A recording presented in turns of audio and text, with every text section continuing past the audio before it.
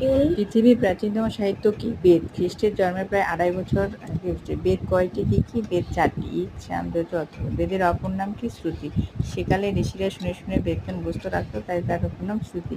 বেদকে ৪ ভাগে ভাগ করেন কি? মহিষী কৃষ্ণদ্বৈপায়ন বেদ, তাই তিনি বেদব্যাস নামে পরিচিত। প্রতি বেদে কয়টি করে ভাগ? কি কি? প্রতি বেদে ৪টি করে ভাগ আছে। সংহিতা, ব্রাহ্মণ, আরণ্যক ও উপনিষদ। উপনিষদ কি? বেদের অন্ত উপনিষদ নামে পরিচিত।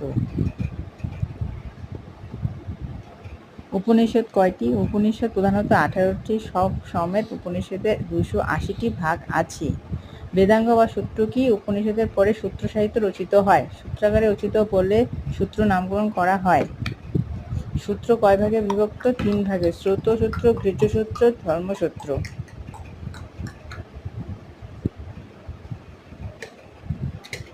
জৈনদের ধর্মগ্রন্থের নাম কি? দ্বাদশ অঙ্গ। Thank you. ভালো লাগলে প্লিজ লাইক সাবস্ক্রাইব করবেন।